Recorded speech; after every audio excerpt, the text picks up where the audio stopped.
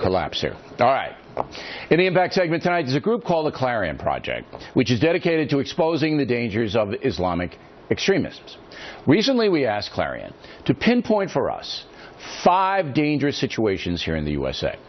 With us, Ryan Morrow, National Security Analyst for the Clarion Project. So you have many, many more than this, but we picked the top 5 that I think will be of interest. The first one is in Hancock, New York, about 145 miles northwest of Manhattan. What's going up in Hancock? There's actually a place there called Islamburg. They have a sign that says, "Welcome to Islamburg." It's about a 60, 70-acre large compound, and it's the headquarters for a group called Muslims of the Americas that follows a radical cleric in Pakistan. The videotape that's on the screen is something that was given to me by law enforcement, showing them engaging in guerrilla warfare training at that Islamburg compound. Okay, so Islamburg, upstate New York, they have weapons. It's private property. Right. All right, they're training on the property. Can the authorities do anything about it? Beyond monitoring them, no, because they're not listed as a foreign terrorist organization. FBI documents that we've obtained do show that they consider them a threat, but because they don't have that designation, they're able to operate in the U.S. and we have a dozen. Do you know how many people are up at this compound? That specific one, no, but the estimates of the number of members that this group has across the country, they say they have 22 of these places across the country, is somewhere around 3,000. Training ground. Wow. All right, now we have the Dar el Hara Islamic Center in Falls Church, Virginia. What's going on there? Right, a history of radical leadership over there. Anwar al-Awlaki used to be their imam before he went over and he joined Al-Qaeda. And there was even videotape that was taken of the current imam speaking recently in Virginia, where he specifically said that Muslims should be first in line to get the arms for jihad. All right, so at this center in Falls Church, there's an imam there presently. Right. Who wants to get arms for the jihad. He preaches that that is a requirement upon Muslims. Wow. All right, the third one is one I mentioned last night in Brooklyn, New York, with John Stossel. It's the Masjid at-Taqwa Mosque. What's going on here? That's led by Suraj Wahaj, one of the most radical imams in the country, yet he manages to be a rock star speaking at Muslim events across the country, and even college campuses. He's going to be in Dallas this weekend in Garland, Texas for a big conference, and I brought that up to the imam we had on last night, who didn't seem to think this guy was so radical.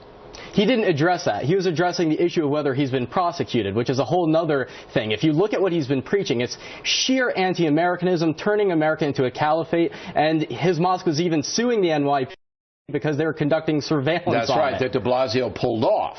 So this is a bad hombre, as I said to Sasa last night. Then there's another one in New York City. This is in Jamaica, Queens, the Islamic Circle of North America. What's this all about? This is a major organization with origins in Pakistan, with an Islamist group over there. Polls show that only about 2% of Muslim Americans say that this group represents them, but they're one of the most well-organized there. One of the leaders was actually indicted on war crimes in Bangladesh, and we have a copy of one of their teaching guides that tells Muslims to engage in deception in order to advance the jihadist cause and to implement Sharia governance. All right, then this comes out of Queens, right? This out of this mosque. That's the headquarters. That's the headquarters. All right, and finally, and this is the most controversial one, you have CARE, the Council on American-Islamic Relations, and they've been on this program. They do a lot of media. And what are you saying, that they're a dangerous group? Yes, they are basically a political influence operation of the Muslim Brotherhood, according to the Justice Department, not according to me. They specifically listed CARE as an entity of the U.S. Muslim Brotherhood, specifically its Palestine committee that was secretly set up to advance the Hamas agenda. And the FBI wiretapped their leaders in 1993, talking about setting up CARE so that they could influence the media in their direction. Well, and that's what they do. They come out and they say, look, we're moderates and we just want to give you our point of view. But you say that they're directly tied into terrorist groups?